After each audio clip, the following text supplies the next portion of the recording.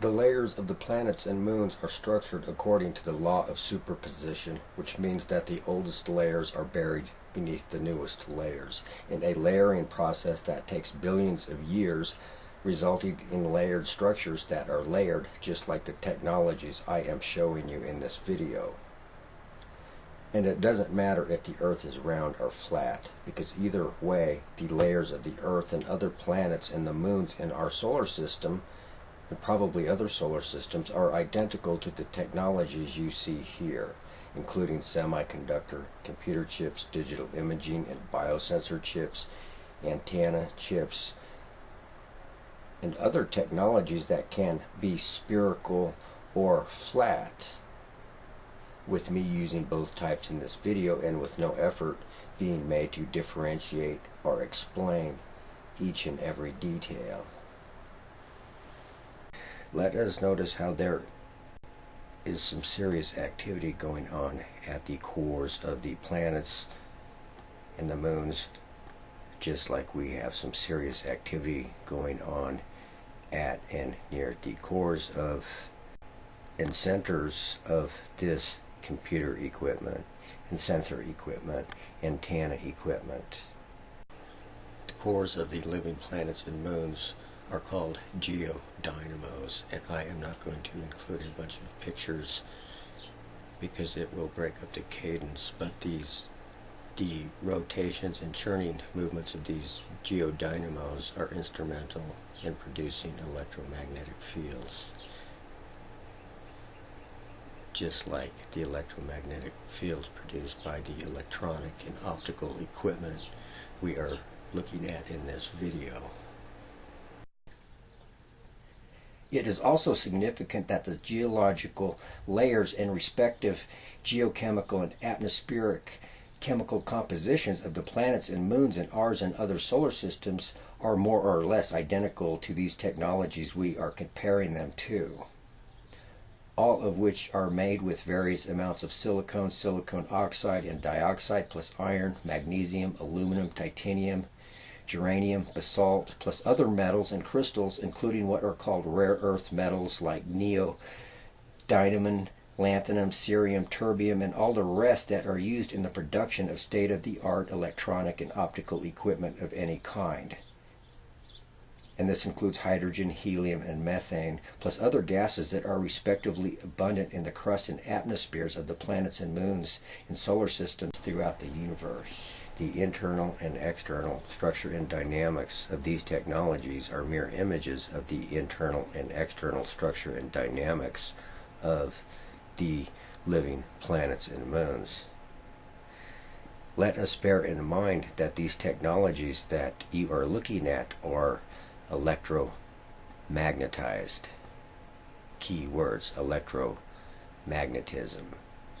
The living planets and moons are also electromagnetically active, just like these technologies that we see here. Now, I don't claim to absolutely know that the planets and moons are indeed technology, with their cores being some kind of computers or sensors and lens structures, but they sure look and act like the parts, including these digital imaging chips and lens structures, including charged coupled devices and complementary oxide semiconductors, aka CCD and CMOS chips.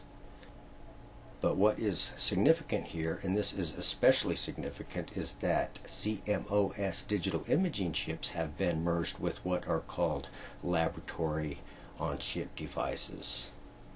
Lab-on-chip devices are just another type of sensor out of many types that are used by doctors and scientists to study and manipulate DNA, cells, and particulates at the microscopic level. This type of sensor includes what are called digital microfluidic lab-on-chip biosensors, which fall into the category of semiconductors, and Earth is a semiconductor that is largely made of water. The other planets are semiconductors too. And spitting images of these lab-on-chip devices, whether or not the Earth and the other planets be round or flat. With regard to Earth's relationship to the Sun and the Moon, the Earth could be any of these technologies you see here.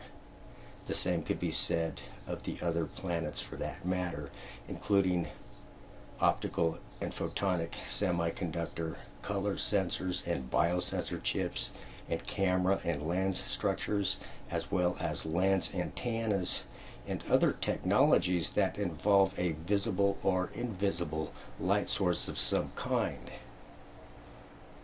This includes what are called optofluidic biosensors. I personally think that our and other solar systems are combinations of the technologies you see in this video, but more sophisticated.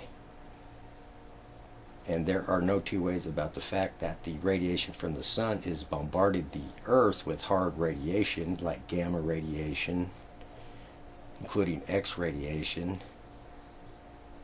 that is passing through the Earth and through its life forms as well, along with neutrinos from the Sun, not unlike the dynamics of these technologies you see here, including biosensors and lens structures and camera and digital imaging chips, photonic computer chips, and other semiconductors, which include biosensors including lab-on-chip biosensors, which are made with lots of silicone, by the way. And silicone is one of the most abundant elements in the planets, including the Earth. The radiation from the Sun might be picking up information on the life forms on its way through these life forms into the crust of the Earth. The relationship between the Earth and the Sun could render Earth any of these technologies that we see here, including computer technology, lab-on-chip biosensor technology, and a long list of other technologies. And when we include the cores of the planets, like the Earth, this changes the equation to something more sophisticated.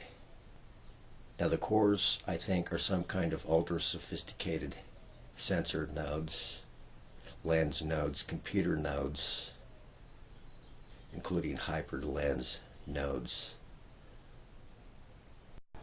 The interior of the Earth may be picking up information, electromagnetic information, from the electromagnetic fields produced by Earth's life forms. This technology that the planets are made of is so sophisticated that we do not even recognize it as technology.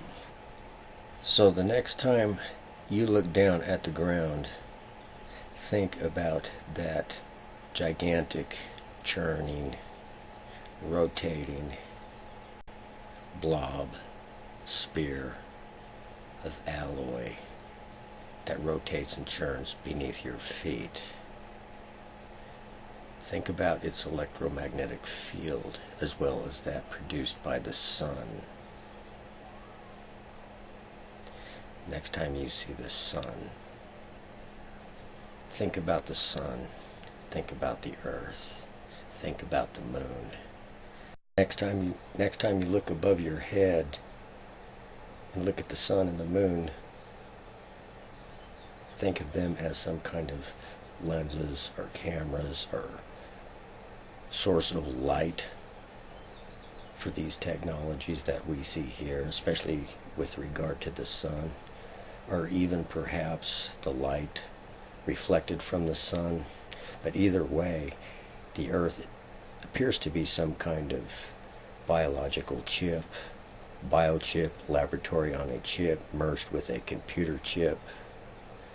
And the solar systems are probably equal opportunity machines insofar that planets that evolve life automatically become targets of the observation platform we call a solar system. Now, the outer planets may be too far away to be picking up optical and or magnetic information from the organisms on the Earth, but I think I am making my point with these comparisons of the dynamics of our solar system with this microscope and spectroscope equipment. But the solar system, I think, is also some kind of communication array, bearing in mind that the planets are antennas. And of course, the solar system is also some kind of centralized Wi-Fi array, with the sun or the Earth being the router, or the server for that matter, because it really doesn't matter whether the Earth is the center of the solar system or whether the sun is the center of the solar system. The fact of the matter is the solar system is in part organized like a communications network, a Wi-Fi network, a computer network, a tracking network, a data acquisition network, plus a 3D camera network. And I could go on and on and on, but here are some more examples of the internal and external structures of the planets compared with technology. And there is no denying the similarities. And my theory is that we live in a empty, void, godless universe, or we live in a universe that is built of bits and pieces of technology, and a universe that is thriving with life, with the galaxies and the planets and living moons being platforms or substrates for these life forms to exist on, and that's not even the half of it. I am going to conclude this video by saying that not only is the Earth a laboratory on a chip, but the Earth is a laboratory on a chip inside the laboratory on a chip or disk we call the Milky Way galaxy. And scientists and doctors have recently merged centrifugal microfluidic lab-on-disk biosensors with microsphere biosensors. And so we have a system of a big sensor harboring a little sensor inside of a big sensor. And that's not even the half of it. And if you like this video, subscribe, share, give it the thumbs up, leave questions and comments. I have other videos out there under Cybernetic Universe or Technoverse or other names. Click the links, by the way.